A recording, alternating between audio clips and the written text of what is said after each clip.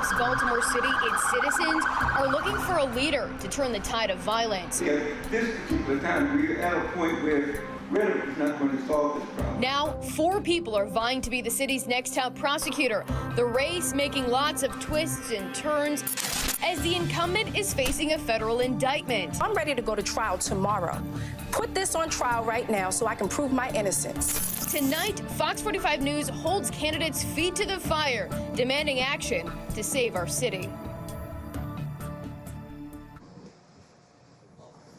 Good evening, and thanks for joining us for a very important Fox 45 News Your Voice, Your Future town hall. Tonight, we have candidates vying to be the next Baltimore City State's Attorney, and these candidates are answering to us and to you. We're bringing this event to you from the Bilingual Christian Church of Baltimore.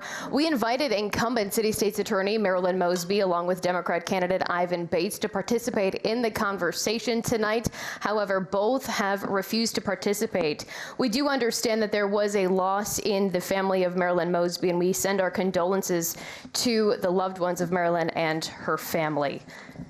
Now, tonight, we also have candidates who are here to join us, and Ivan Bates, one of those candidates who is not participating, did send us a statement to explain his absence this evening. He responded to our invitation saying, in part, quote, "I made myself available to participate in debates with the incumbent to respectfully share our ideas for the city, and she dismissed the idea on 2 occasions. Therefore, I coordinated a way to the voters, talked to them directly through a series of telephone town halls. The first of those town halls via phone will be held in May." Meanwhile, we do have 2 candidates who are here to discuss some of the growing problems as the crime crisis rages on in Baltimore City. Let me begin by introducing those. We have Democrat candidate Theruvigna. He earned his law degree from Harvard Law. He spent time as federal prosecutor in the U.S. Attorney's Office and chief of major investigations within the state's attorney's office. He went on to become deputy attorney general for the state of Maryland and now is a CEO of a community development financial institution, Capital Plus. We also have independent candidate Roya Hanna. She earned her law degree at the University of Maryland. She began her career at the National Center for Community Prosecution and Gun Violence Prevention, working with local prosecutors to reduce gun violence in their communities. She went on to become a prosecutor in the Baltimore City State's Attorney's Office and now works as a defense attorney. The primary election is now going to be held in July 19th, and the incumbent City State's Attorney Marilyn Mosby has recently announced her intention to run for re-election. During a community meeting a few weeks ago in Roland Park, there were some tense moments as some community members there asked the incumbent, City State's Attorney Mosby, about the current federal indictment that she is facing. Let's take a look at some of those intense moments. Every aspect of my life for the past 2 years. Marilyn Mosby on defense in Roland Park last week during a community meeting. People have come for me since day one. Forced to answer questions we've been asking for months. I struggle seeing the general effectiveness of those policies, and I'd like to know what you have to say about that. So what I would have to say about it is that there's like this false sort of correlation, right? That somehow my policies of 2 years ago are responsible for, wait, let me finish. You asked me a question.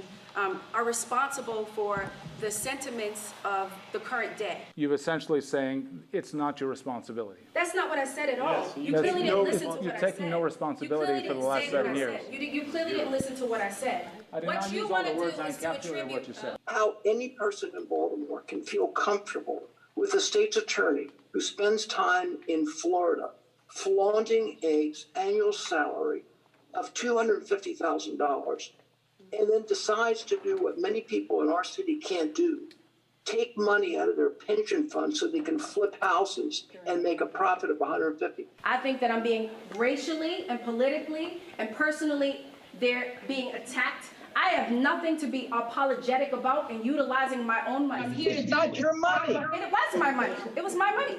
My retirement savings. My retirement savings.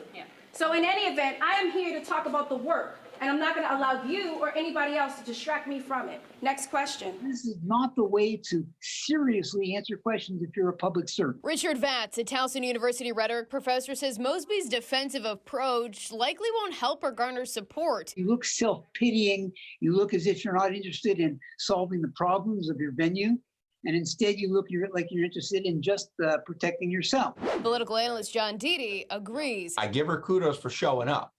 but she was very defensive in how she handled a lot of things. Adding the voters seem to be reaching a tipping point. Anger by the voters and also frustrated that things aren't getting better. After facing the heat, I'm used to it. I'm used to the hate mail, the death threats, the harassment, all of this, the suits, the villainization. I'm used to it. I'm built for this stuff, so I'm good. Baltimore's town prosecutor claiming she's unfazed by the criticism. Now, we just saw the city state's attorney, Mosby, there refusing to take responsibility for some of the crime crises that we're seeing play out. She said she's built for this. We know that that is the theme of her recent re-election campaign right now. I want to begin, let's dive right into some of these. Theru, I want to ask both of you this question, but we'll start with you, Theru.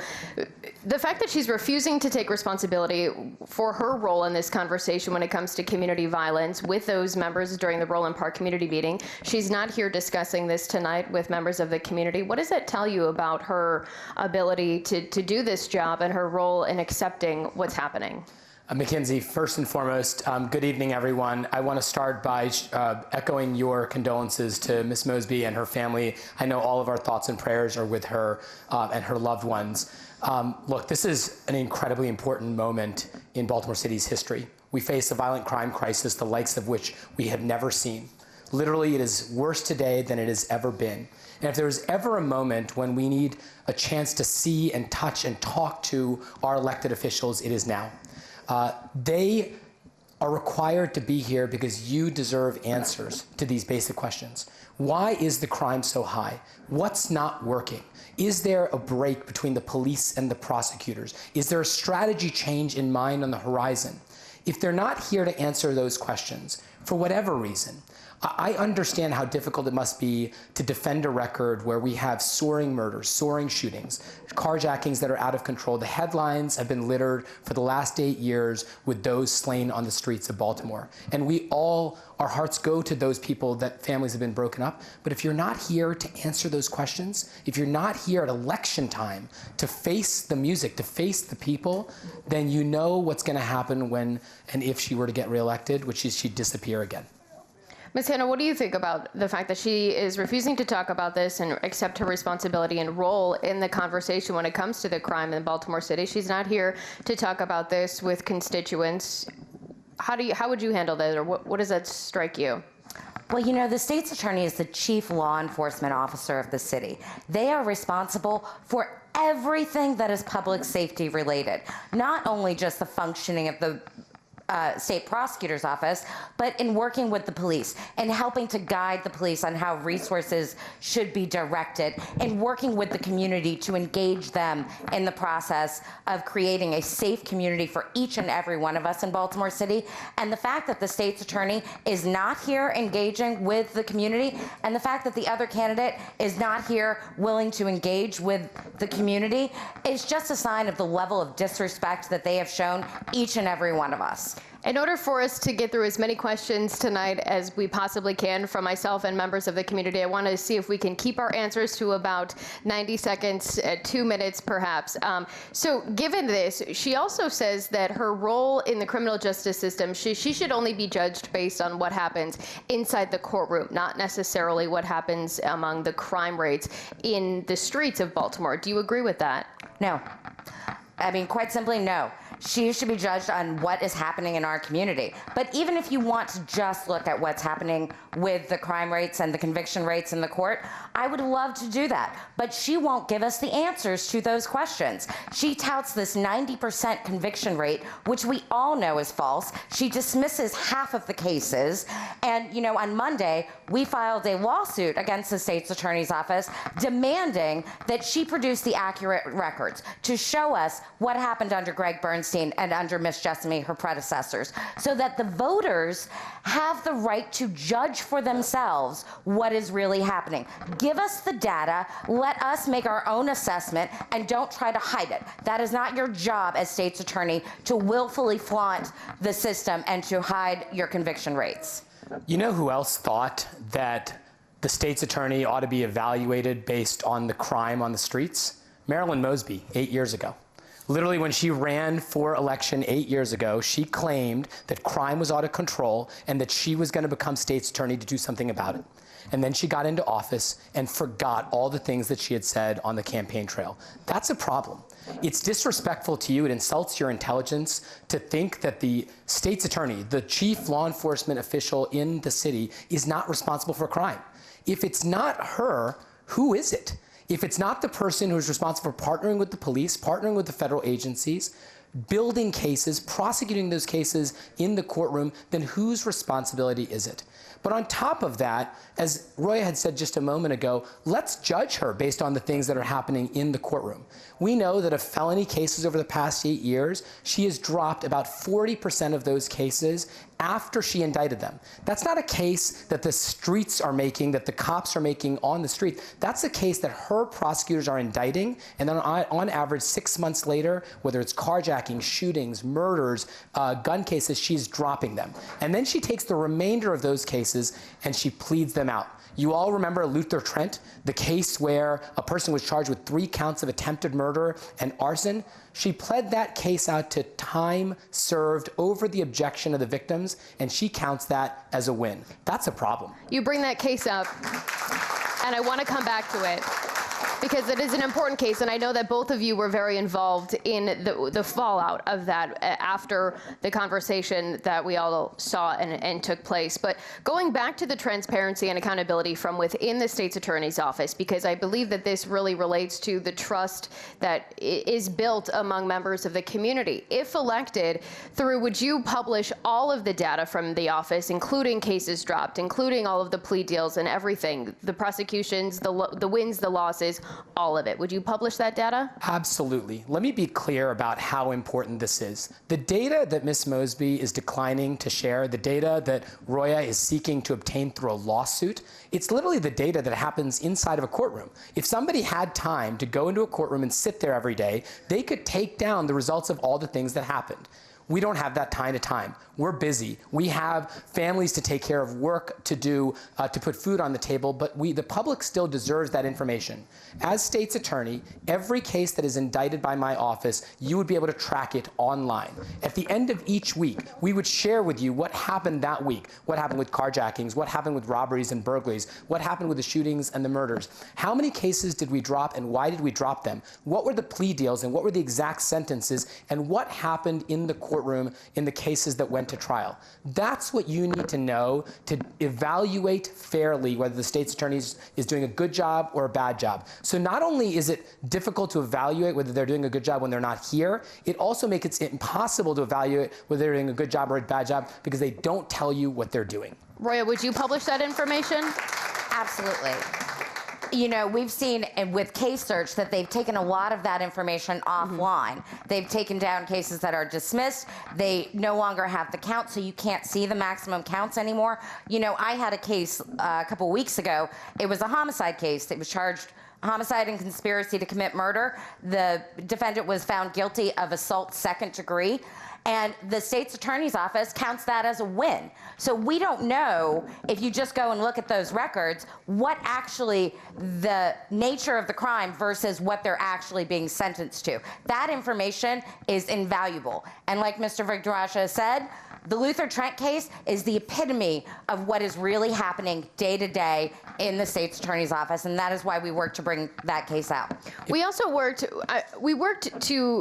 we've done some work on finding out how, you know, looking at the level of turnover in the state's attorney's office, because we've seen high numbers of prosecutors leave the office. We know that she just swore in a few more prosecutors in the office.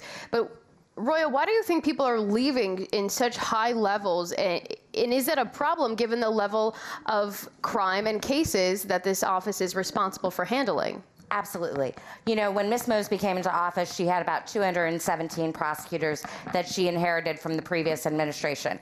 To my count, there's about 43, 45 of those individuals left. That means everyone else in the office has less than 8 years experience. We see that every single day. You know, prosecutors are going and trying homicides with less than 5 years experience. They just don't know what they don't know, and they can't try those cases effectively. We see that in the convictions, we see that in the losses, but we also see that by overcharging cases that shouldn't be charged, by making unreasonable plea offers. That is something that has to turn itself around. You know, I talk to prosecutors every single day in my career, and what they are telling me is that the office is very poorly run, that they're not given the support and encouragement and training to actually be able to do their jobs. They want to be great prosecutors. They want to serve the citizens of Baltimore. But because Ms. Mosby doesn't have the experience, she is not able to adequately train them. She has never tried a homicide. The other candidate has maybe tried one. I have more trial experience than anybody in this race, and that is why I'm running for office. How would you make the office more inviting, or how would you turn that around? How do you fix this problem given the level of, as you just described, underprepared prosecutors? I think there's a lot of things that can be done. You know, I think what prosecutors feel is that there's a tremendous amount of pressure without any resources. And I think if you help relieve the pressure and recognize young prosecutors are going to make mistakes. That's why we keep them handling lower level cases before they are actually moved up and actually are ready to handle homicides. We have to provide them with the resources that they need and the support and encouragement that they need. Through, how would you incentivize or make working at the state's attorney's office more beneficial, or you know, a better place to work? Yeah, let me start by saying, and Roya, I bet, will agree with me, being a prosecutor is the best job in the world. People literally dream of being a prosecutor when they go to law school. They watch Law and Order growing up, and they think that would be fun. And then they go to law school, and it turns out that there's a handful of jobs in the world that look like what television looks like, and being a prosecutor is one of them. There was a legendary prosecutor in New York City, Robert Morgenthau, and over the course of a 40-year career, he built what is considered the greatest prosecutor's office in American history. He would go into local law schools, the best trial law schools in the nation. He'd go to local law firms, the best law firms in the nation, and he'd say, folks, I want you to come work for me. You're going to work 100 hours a week and every weekend. I'm going to pay you a dime on the dollar, but you're going to learn more about trying a case in 4 years than you will for the rest of your career. And you will do more good in the next 4 years than you will for the rest of your life. And it worked. It wasn't a pitch that worked on everyone, but it brought the right people to the office. It brought the people that cared about public service. It brought the people that wanted to be prosecutors into a place where they could fight crime. And here's the thing, guys. New York City isn't Gotham anymore. Baltimore is. We have a chance to use the tragedy that is unfolding in our backyard as a lightning rod to draw the greatest talent in the nation to the state's attorney's office in Baltimore City. Transparency is paramount in our work, and the ability for the public to learn what's happening inside government offices. We have filed several public records requests to the state's attorney's office. One example was we tried to get a copy of Marilyn Mosby's work calendar, and her office tried to charge us $156,000 to get copies of her work calendar. So if elected, would the office under your administration be more open to public records requests, and would you charge the public or members of the press for information that was gathered using tax dollars? I mean, that's absolutely ridiculous. The idea that it would cost $156,000 to tell you what my calendar is, I can open up my phone and show you what my calendar is. That should not be hard for the elected public officials in Baltimore City. By the way, her calendar, her schedule, her travel is all paid for by you. It's not my schedule, it's your schedule. It's what I'm doing on your guys' behalf. You're entitled to know that. But don't take my word for it. Also look at the results of what we have done. Just a couple years ago, we put on the internet a publication of 1,001 homicides that happened in 2017, 18, and 19. Every murder that happened in Baltimore City, we tracked it down and we put it on there. Turns out only 225 of them had resulted even in an arrest. And of those 225 cases, that's 22%, by the way, for the math majors like my dad in the room, that's 22%. That means 800 murders never resulted even in an arrest. And for each of those murders that did result in an arrest, we published online for all to see the plea deal, the result in court, every single thing that a member of the public should want to see. That's what the state's attorney should be promising. That's what the state's attorney should be delivering. Roya, looking at public records, is it important, would you hand over the information to the public if someone submits a public records request without charging fees such as $156,000? Absolutely. One thing that people may not know is that under prior administrations, they did not have an attorney handling MPIA requests. Ms. Mosby is the first prosecutor in Baltimore's history to have an attorney specifically designed just to deny those requests. That is unconscionable. Her change to this office has been to deny the public transparency. We have to change that. Go back to the old system, provide people with information they need. And again, that is why we filed the lawsuit, because voters deserve information. It is our right as citizens of this town to know what is going on in our government. If I could just amplify Roya's point, that means you guys are paying for a lawyer to block you from getting information in her office. That's crazy. Let me just say that if either of you are elected and win, we'll hold you to that to make sure that our public records requests are fulfilled. If I know one thing about Mackenzie Frost, it is that she's absolutely going to do that. Now, Thur, you brought up travel, and we have to ask, you know, there was an investigation that Marilyn Mosby herself asked for. She asked the Office of Inspector General in Baltimore City to conduct an investigation into the city's travel policy that found that she was away 144 days from the office within a 2-year time frame. If elected, how much time could we expect to see you away from the office in Baltimore City? In my first year, I would imagine that I'm not leaving Baltimore unless crime has come dramatically down. My job is to be in Baltimore. Look, we all have families, we all have loved ones that we want to spend time with, but this is the height of public service. You are asking to be the DA, the state's attorney in the most violent city in America. If you want a break, if you want a vacation, if you want 2-week trips to Portugal and Kenya on somebody else's dollar, find another job. This is not the job for you in that case. Roya? I've done all my traveling when I was little, growing up in Haiti, Samoa, Tanzania, Czechoslovakia, Morocco, Canada, and Israel. So I don't intend to be doing very much. But I guess a question that I would ask Mr. Vignarajah is, while you may be in Baltimore, what if there are other job opportunities that you choose to seek? What would happen to the state's attorney's office then?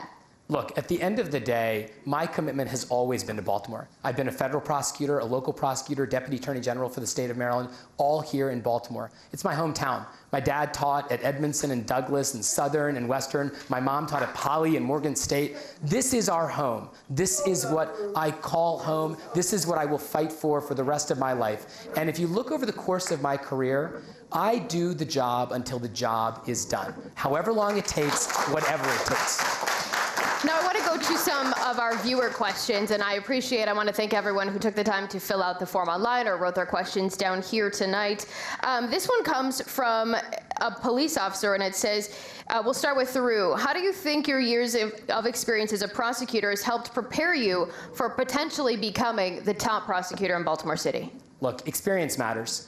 This could very well be the general election debate in a few months, right? Roya Hanna and Theruvigna. And we're going to agree to disagree about some number of things, but here's the thing about Roya. She's a seasoned homicide prosecutor. She's tried cases in the Baltimore City courtroom. That matters. Those are the kinds of prosecutors we need in the office. Those are the kinds of prosecutors we need leading the office. Now, I was a federal prosecutor, a city prosecutor, deputy attorney general. I know how to work with federal agencies. I know how to work with local cops. I know how to try cases at all different levels. And I bring, I think, not just a record of experience in the city state's attorney's office, but also a commitment to say crime is the defining challenge of Baltimore. And if we don't solve the problem of crime, everything else is harder to do.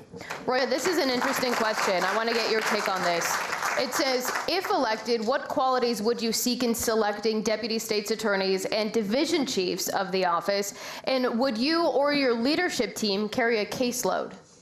I think I would carry a caseload, mainly because I like to know what's going on in the courtroom. I like to be there. I like to be able to help supervise and train my prosecutors better.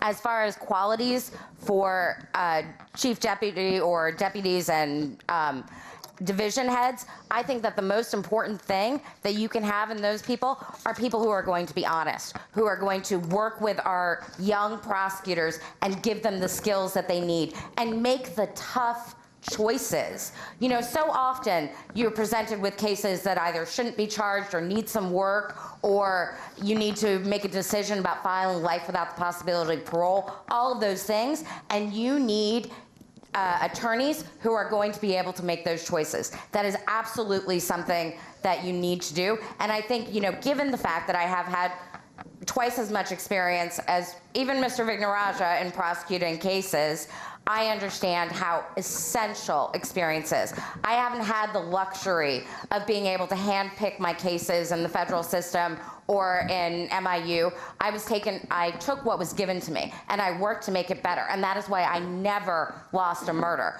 trial as a prosecutor, because I made those cases better. And that is what you have to train each and every one of those prosecutors to do, is to strengthen those cases so that we can ensure the certainty of conviction for individuals who need to be incarcerated. I want to pivot and talk about some of the specific crimes that we're seeing across Baltimore City. And this is another viewer question. Theru, we'll start here, and I want to get your take on this as well, Roya, because I think this is important for everyone to hear. Theru, what do you plan to do about carjackings? I know you recently talked about a plan for that, and we're seeing carjackings on the rise in Baltimore. We just had an apparent carjacking where a Johns Hopkins doctor, a trauma surgeon, was shot on his way to work. How do you handle this? Look, carjackings are literally out of control. We have had a 70% spike in carjackings this year compared to last year. And last year, we had the highest per capita rate of carjackings in the country. It's really an epidemic that is unfolding in our city. We unveiled just a couple of weeks ago a 5-part plan to address carjackings. Number one, carjackings are one of the few categories of crimes over which there is federal jurisdiction of every case. So we ought to send a clear signal that every carjacking that happens in Baltimore City is going to be subject to automatic federal review. Number two, and that's going to send a signal, right? Number two, we're going to have dedicated prosecutors in each of the 9 police districts that focus on carjackings and carjackings alone. There's enough of them, unfortunately, that each prosecutor in each district would have a full docket just handling those cases. But that means they can coordinate, they can collaborate, they can build best practices. We're also going to ensure that there are financial subsidies. Just like State Farm offers a lower insurance rate if you get a beacon service, a GPS tracking service in your car, we're going to do the same thing. We're going to call the Track Jack system. Fourth, we're going to ensure that there is a Jack alert, just like an Amber alert, just like a Silver alert. If there is a carjacking, that license plate will get displayed not only to the police, but also to the public. And finally, and this is really, really important, we have to do a public education campaign to make sure that you know what to do to reduce the risk of carjackings, but also to reduce the risk of god-awful things happening in the event of a carjacking. Roya, how do you tackle carjackings? Do you think it would become something that your office could do in terms of messaging, sending out the signal to potential criminals in the city that your office would not tolerate people who commit these crimes? I think what a lot of people don't know is that most of the carjackings in this city are committed by our youth, 16, 17, 18, 19, 20-year-olds. They are not committed by 30-year-olds, right? And so we have to address the juvenile crime in this city, and we have to address it through innovative ways. We have to reduce the school-to-prison pipeline by addressing things like truancy. The fact of the matter is, people are joyriding, but in this very, very violent manner, because cars are harder to steal these days. So that is what they're doing. But we can't let this go unchecked, but I don't think that the federal government needs to involve themselves in everything. I think Baltimore can handle its business. If you have grown-ups in leadership, we can handle what we need to do. And we can make sure that our youth are redirected at an early stage. We can make sure that our youth are not just funneled into the federal system and sent off to Nebraska. Let's talk about policy, though, because we know that it sounds like policy changes would come if either of you were elected, given the carjacking incident. We've also seen open-air drug markets become such a problem in Baltimore City on the heels of the policy shift and announced by Marilyn Mosby to no longer prosecute some of these low-level offenses or offenses that she has deemed low-level, like drug possession. Would those specific policies continue under your administration if elected? Theru? we have to rescind those policies. Look, a prosecutor has to use their judgment in deciding which cases to pursue. That's always been the case. It will certainly be the case now. We're not going to prosecute and take to trial every loitering and trespass case. But you don't go out to the world and broadcast that certain crimes are no longer criminal. That is not okay. It sends the wrong message, and in my experience, petty offenses, what we describe as low-level offenses, rarely stays confined to low-level offenses. They grow into bigger and bigger things because you send the message to the criminal element that there are not consequences for their conduct. We have to rescind the blanket policy and return to the days when prosecutors use their judgment about which cases to pursue and which cases to plead out. Roya? I believe in the Constitution. I believe that the legislature makes the law and the executive branch enforces it. And the fact that Ms. Mosby has shirked her responsibilities to enforce the law is unconscionable. The fact of the matter is, everyone in Baltimore deserves quality of life, right? They're called quality of life offenses for a reason. And we deserve to be able to walk down the street without seeing the paraphernalia and without seeing all the other remnants of low-level crime. But also, we have to remember that the users are suffering. And the fact of the matter is we've had a 12% increase in overdose deaths. So by not enforcing the drug laws, we are condemning people to die.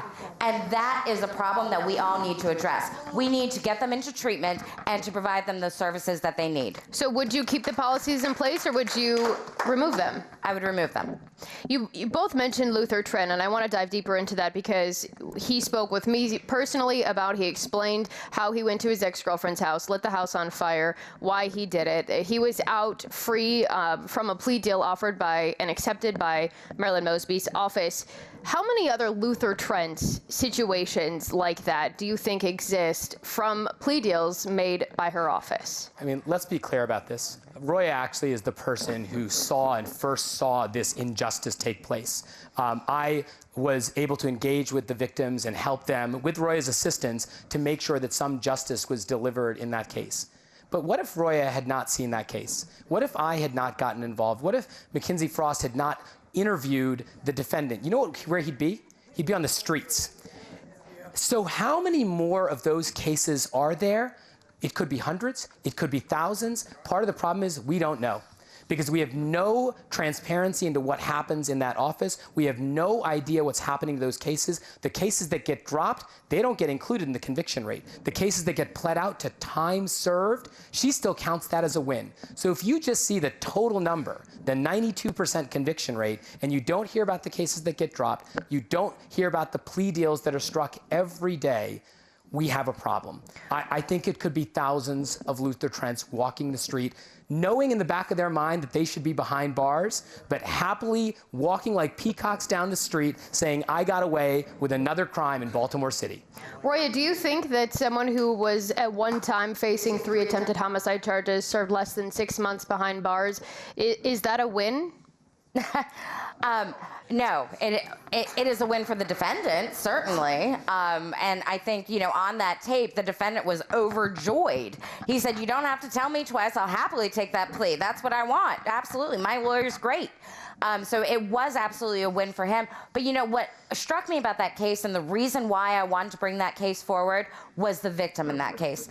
She gave one of the most powerful, moving statements that I have ever heard. And so I reached out to her and I contacted her and I helped, figure out what the law was and how ways that we can overturn that, because victims have to be heard. And so often in this city, they're not. And so often in this city, they just get frustrated and go away. They don't have the courage, or they don't have me randomly on the Zoom court that day to bring this case out. And we need to do more to help our victims. We need to have a state's attorney who's willing to be the voice of the victim. Mr. Trent, there's go ahead. One more piece to this. Roya is exactly right. This is a victim who did everything that we ask of her. We beg people to come forward and cooperate. We beg people to come forward and have the courage and bravery to stand up to the perpetrator of a crime in a court of law. She did that. She took that risk. She had that courage. And what did we do with her case? We called her the night before and said, by the way, the person who tried to burn your house down 6 months ago is going to be home tomorrow. That's literally what happened in this case. Thank goodness that justice prevailed. We were able to secure a just result. He's now facing a plea deal. Marilyn Mosby's new plea deal, 22 years in prison. That is what should have happened the first time, not only because people got involved and the cameras were on the case. He's also facing federal charges, a federal charge now. That's right. Do you think that these cases erode trust in the public? We talked about, we've heard this from other city leaders about working with the community and the importance of community members speaking up if they see crimes, speaking up if they have any information to help solve a crime or if they've been a victim of a crime themselves. How can the state's attorney's office expect more people to cooperate if they see cases like this continue? And Mackenzie, we hear these stories all the time. We see the mayor, we see the police commissioner come out at some press conference after some horrific murder and beg the community to come forward. They beg them. They say, if you know something, come forward. You know, if it's your boy, come forward. We beg them to come forward. And then I hear stories, I'm sure Roya does as well, that after they come forward, we dishonor the risk that they take. We insult what they have done by dropping their case, by not bringing charges, by pleading the case out to time served. We know what a just result is. We all do. We have an intuitive sense that if you commit a carjacking, you need to go to prison. If you were loitering, you don't need to go to prison for 5 years, but you can't just do that every day, anytime you want. If you sell drugs, there's got to be some consequences. If you are engaging in crimes that are because you're a victim of addiction or a victim of trafficking, then you need help. And it's our job to get you that help. There are just results in all of these cases, but in order for that justice to be delivered, we have to honor the risks that the people take, the witnesses, the victims, the businesses, all those people that are prepared to work with us. We have to honor their commitment too. Roya, how do you rebuild trust between the state's attorney's office and members of the community? How do you do that? By making sure that the people who need to go to jail, by strengthening the cases to ensure the certainty of conviction.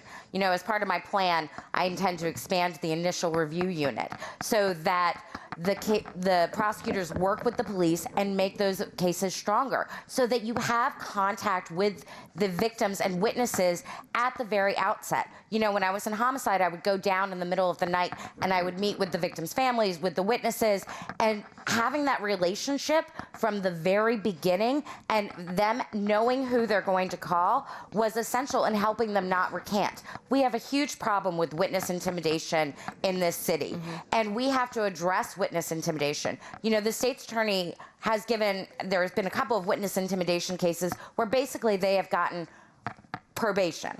I've got more time for witness intimidation than any prosecutor in Baltimore's history, because I know how to take these cases seriously, and I know that publishing things like that and letting the community know that if you have a problem with somebody threatening you, I will take care of it, and I will make sure that that never happens again, is something that absolutely we can do. And also, I think we need to do other things to provide more services for the victims who come forward. Something as simple as getting them a Ring camera, just so that they have that added security and that we can know as law enforcement if anything happens. It will expand our network of cameras and enable us to catch more crimes. Let me ask you this, because building stronger cases inherently comes with working closer with Baltimore police and investigators. But we've seen a rift between BPD sometimes and Marilyn Mosby and her office. Do you think it's possible to restore trust and bring stronger cases if that relationship isn't stronger? I don't think that Ms. Mosby will ever be able to repair the relationship between the state's attorney's office and the Baltimore Police Department. We need new leadership. That is the only way that relationship is going to be repaired. You know, I grew up with working in the state's attorney's office and working with all of the detectives who are now in leadership positions. I think that once that change is made, it will be fine. Theru, do you think the messaging that we hear often from Marilyn Mosby and other people in her office towards BPD officers has caused that rift to get worse and make that relationship harder to rebuild or reconnect and therefore make those cases stronger? She has characterized the police as the enemy instead of a partner. It's a problem. Criminals need to be treated like criminals, and cops need to be treated like heroes. That doesn't mean that there aren't bad cops out there that need to be brought to justice, but it does mean that there are hundreds, thousands of officers that take their lives in their hands, they kiss their children goodbye, and they go into the most dangerous city in America, and they put their lives on the line. We ought to honor that. Over the past 8 years, you know, we've tried to recruit more police. Each year we get some new police, we lose some police. Over the past 8 years during Marilyn Mosby's tenure, our net loss of police is 500 officers. We have 500 fewer officers total in the Baltimore Police Department today than we did 8 years ago. You can't do the community policing. You can't do the detective work. You can't do the deterrent work that a police department is supposed to do when each and every year you're hundreds and hundreds of officers down from where you need to be. We've heard this similar rhetoric from other members, elected leaders in Baltimore City, from Baltimore City Council. Through, you've been pretty outspoken and sometimes critical of the policies from Mayor Brendan Scott. If elected, do you plan to work on rebuilding any relationships with people inside City Hall to help create that united front to help curb crime in the city? Look, if people think I'm going to rebuild relationships by being nice to everyone, that's not what relationships are built about. It's built on mutual trust. It's built on mutual respect. If the mayor is doing something that I am disappointed with, I'm going to share that with him. Sometimes that will be in private, sometimes that will be in public. And I expect him to do the same thing of me. When we announced our campaign, Commissioner Kevin Davis echoed what other police commissioners have done, which is to endorse our campaign by saying this is a person who knows how to work with cops. Kevin Davis, our former police commissioner, said, I've never heard of cops talk so highly of a prosecutor than they did of Theruvigna. That wasn't because I bought him lunch every day and gave him a pat on the back. It's because I respected them enough to tell them when they did a good job, and I respected them enough to tell them when they did a bad job. That's what prosecutors are supposed to do. Roya, how do you plan to build relationships with other elected leaders in the city to help foster that united front and therefore encourage other people to come forward and help you prosecute the criminals in the city?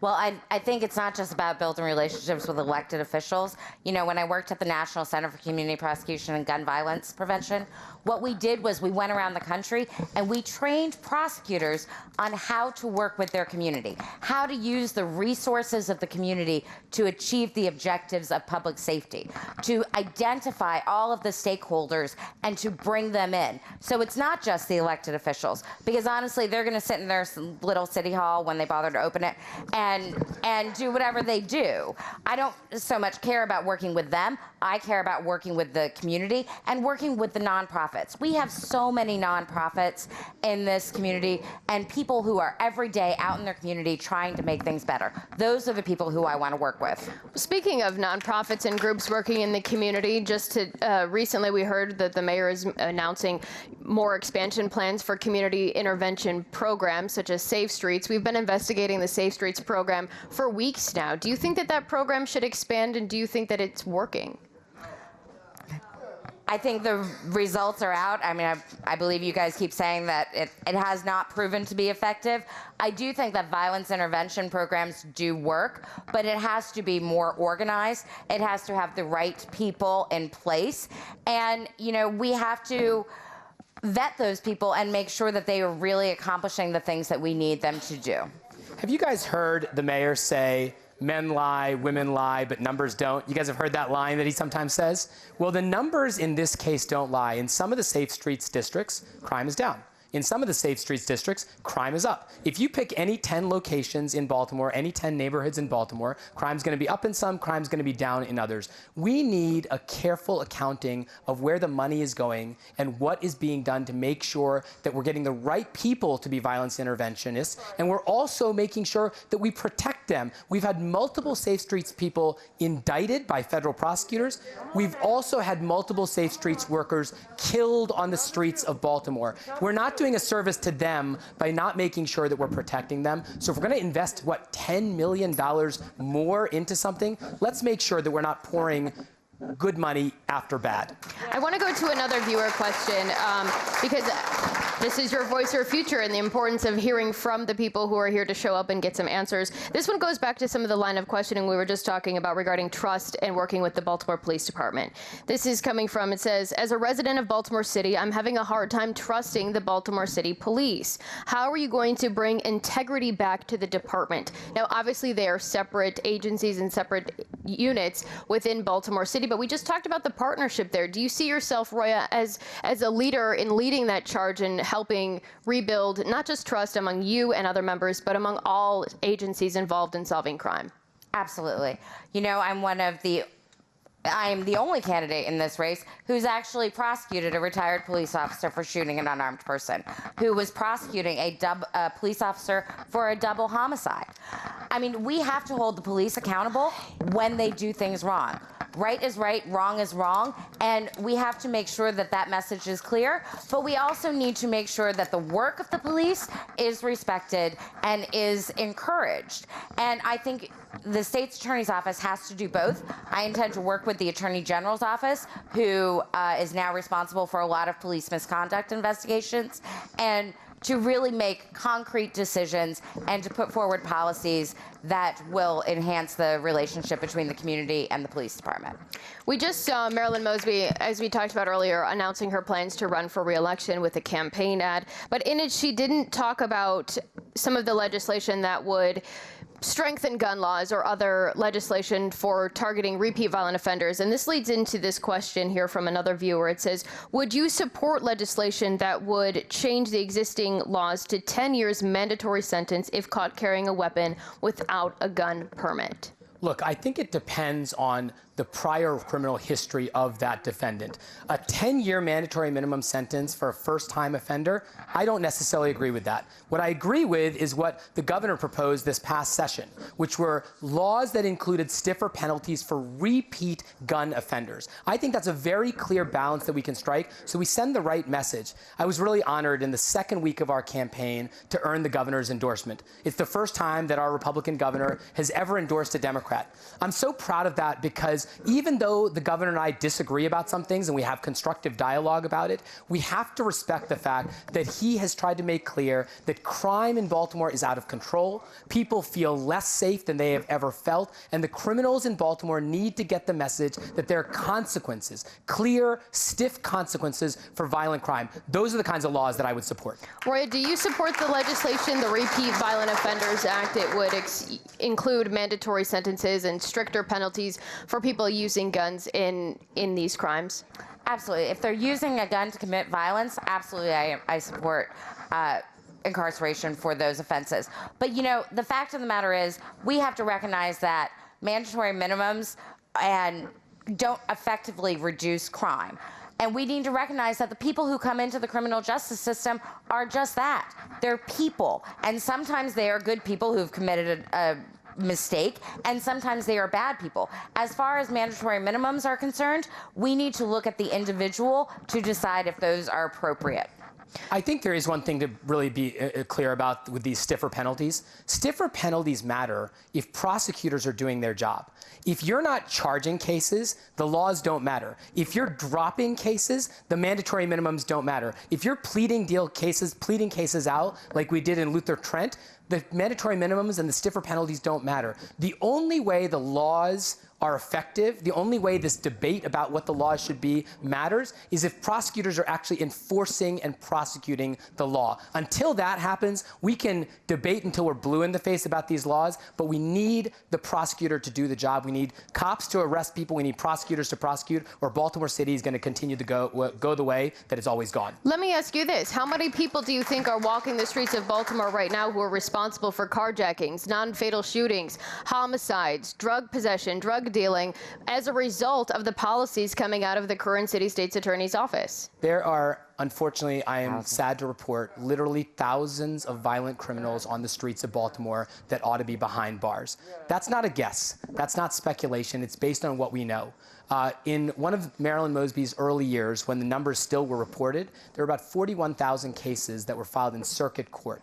Ms. Mosby dropped 40% of those cases. That means tens of thousands of people that were charged in circuit court had their cases dropped and they were back on the streets. They were back on the streets after trying to kill someone by burning their house down. They were back on the streets after having robbed someone or carjacked someone or having done some crime. And that means that they got the message that they could commit a crime in Baltimore City without any consequences. And that's the message they've held on to ever since.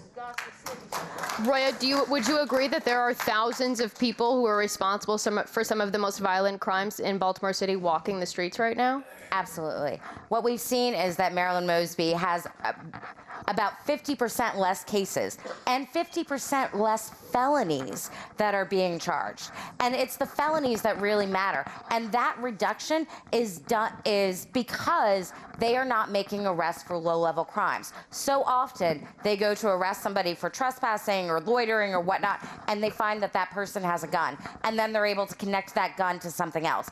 That is why not arresting people for these quality of life crimes really and truly matters, is we miss things. And if we're missing it, there's nothing we can do to save our city. We need the police to actually be able to enforce the laws. Now let's talk about the current federal indictment hanging over the city state's attorney's head right now. We know that there's another hearing this week she will attend. A recent Fox 45 News on-air survey shows 97% of the viewers who participated in this survey said that they don't trust Marilyn Mosby or her husband, City Council President Nick Mosby, to do their jobs. This question comes from another viewer. It's directed at Marilyn Mosby, but she is not here participating in this discussion, so I'll ask it to both of you. Should Ms. Mosby resign given the indictment that she's facing right now? Theru? Look, unfortunately, Marilyn Mosby is not the first politician in Baltimore City to be charged federally.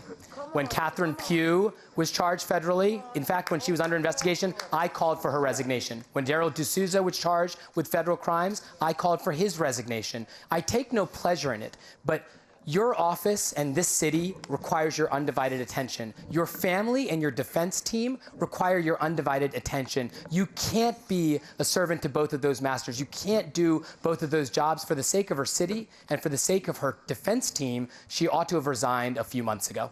Roya, should she resign? Absolutely. She is not doing the work that we need her to do. She is not guiding her prosecutors. She is not providing the moral leadership that that office requires. You know, currently, within the past 6 months, there have been 3 prosecutors that have been charged with crimes. That is unheard of. That has never happened before, and that is because Ms. Mosby cannot adequately guide her people. She does not adequately manage her people, and that is the situation that we're in. She needs to resign if she cannot do the job. She has shown very little interest in doing the job by spending more time in Florida than she does in Baltimore. And we need somebody who's going to do the work in Baltimore. Really quickly, I'm going to hold you guys to about 45-second answers here. You both are prosecutors. You've read the indictment through and through. We know there are 4 charges, 2 perjury, 2 false statements on a mortgage application. Do you think her defense case right now is legitimate, or do you think the case brought by the prosecution is legitimate? Because she is claiming that it is racially and personally and politically motivated. Roya, quickly. I believe that the federal government is going to win that case. Theru? Look, she enjoys a presumption of innocence, and the verdict in her federal case will come, but the verdict on her performance is already in, and things are out of control. And I want to be very clear. I served in that office. You should go and take a look. Find the last public official who was charged with federal crimes in Baltimore or anywhere in this country where they got acquitted. The result is that she has vastly underestimated the intelligence of the people of Baltimore and overestimated the ability of our defense team to fool a federal jury. Theru, I want to go to this another viewer question. It says, will you be more accessible to the media? I didn't write this. It says it right here, especially Fox 45, than the current prosecutor is right now. Look, I have come to every town hall that I've been invited to. I have answered every question I've ever answered. You want a campaign, you want to run a campaign like you're going to run the office. Your job is to ask tough questions, and you ask tough questions of me, you ask tough questions of everyone. My job is to show up and answer them. So yes, I will absolutely be just as accessible as I have been today than when I am in office. Roya, will you, and do you think that that would help restore trust and rebuild some of that trust if the current state's attorney would answer questions and be more accessible to the members of the media? Yes, and I think the fact that neither she nor Mr. Bates are here speaks volumes. It shows a certain level of disrespect to the community, and it shows what we can expect if either of them remain or become state's attorney in the next election. And it's not just that Roya and I don't enjoy debating empty chairs. It's because so many of the issues that we have come up with today, they need to answer. I don't have the answers for why things are going so badly. I don't know the answer to why prosecutors are leaving the office or cases are being dropped or Luther Trent plea deals are being struck. The only person who can answer those questions is Marilyn Mosby. She's also the only person who's not here. Now, we're running out of time, but I feel like this question really sums up the conversation that we've had. It says, my mother worked until she retired at 65. She's lived in Sandtown, Winchester for 50 years. What would you say to her to make her feel more safe as she walks down the street in her own community? It's not what I'm going to say, it's what I'm going to do. In 6 to 9 months, you are going to start seeing dramatic results in the tone and tenor and performance and results from the state's attorney's office in Baltimore City. Talk is cheap. It's easy to issue platitudes during a campaign, but like Roya, I was a prosecutor at the federal, state, and local level. I'm proud of the work that I did in the trenches with my sleeves rolled up in partnership with police in service of the community. And what we have done my entire career, I'm going to do as state's attorney. JusticeForBaltimore.com. We need your support. We need your donations. Roya? And I'm the only prosecutor who has actually done the work. And, you know, I spent more time prosecuting murders and shootings than any of the other candidates, any of them. And the fact of the matter is, that's what we need. Homicides are at an all-time high. Shootings are at an all-time high. We need somebody who knows how to prosecute those cases through and through, who has come up against every single possible configuration of facts and can get the job done. And so what I would say to Grandma is help is on the way. I'm going to be prosecutor in January, and we'll get it done. All right. Thank you both for participating in the conversation tonight. The primary election, July 19th. The general is in November. Again, we invited both incumbent Marilyn Mosby and Democrat candidate Ivan Bates to participate in this conversation, but we saw who was on stage tonight. Thank you to the church for allowing us to have this here, and thank you for everyone who came out, wrote your questions, and we will continue to hold elected and potential elected leaders accountable. Have a great night.